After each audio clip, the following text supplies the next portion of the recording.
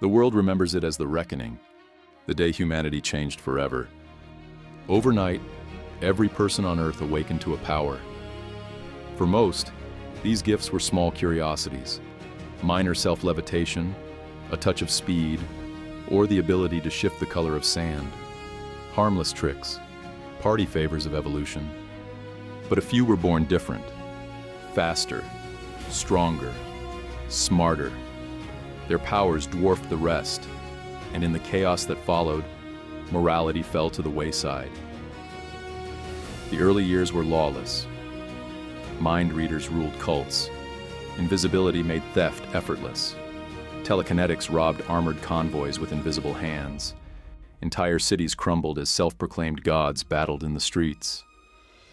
Amid the ruin rose a group of extraordinary individuals who called themselves the League of Heroes. At first, the world laughed at them, a band of idealists trying to police demigods. But step by step, victory by victory, they reclaimed civilization.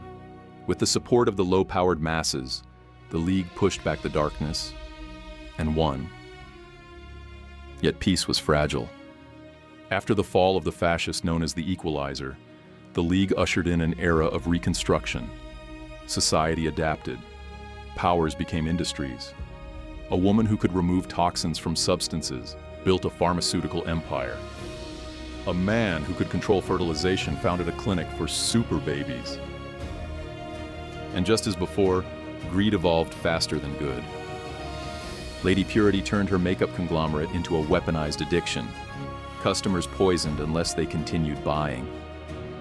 The gift giver secretly fused his patient's DNA, chasing the creation of an army of perfect children.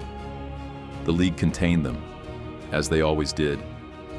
And so they began ranking threats by danger level, D through B. None ever reached a higher tier. Until Nautilus. Nautilus was a monster in human form.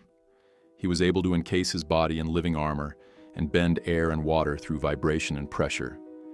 He was the first A-rank supervillain, and it took the lives of over a dozen heroes to bring him down. And for over 2 centuries, no villain had ever surpassed him. Hi, my name is Robert Davis, though most know me as the Architect, the first S-Class villain. You're probably wondering what my power is. Nothing impressive, really. 2 abilities. First, my IQ is slightly above average. It hovers around 150. Not enough to match the engineered savants of the modern age, but respectable among the world's 110-point average. Second, I'm what they call an enhancer. I can strengthen the powers of others. That's all. A support mutation. Rare, but hardly dangerous. And yet, it's the reason I'm labeled a criminal. You see, when the heroes began their crusade, they were right to do so. They saved lives. They rebuilt nations. They gave people hope. But somewhere along the way, saving became business. Business became power, and power became control. Now the headlines tell you everything is fine. The stock markets are surging. Hero coins' value reaches record highs. But the news won't show the slums beneath the floating cities. They won't show you the districts where the powerless trade clean water for medicine. They won't show you where families are forced to crowd into 2-room blocks because the League spent their tax credits on new battlesuits and fancy EVs. Like the vast majority of the population, I grew up poor. My parents told me to hide my gifts. They said people with my morals should wait to stand out. I didn't understand then. I do now. The truth is, I'm not a threat because of my power. I'm a threat because I refuse to play by their rules. When I empower others, I don't choose the strong or the controlled. I choose the forgotten. The homeless man who could only turn sand into sandstone. Now he crafts diamonds for drills and lasers, breaking the monopolies of superpowered warlords.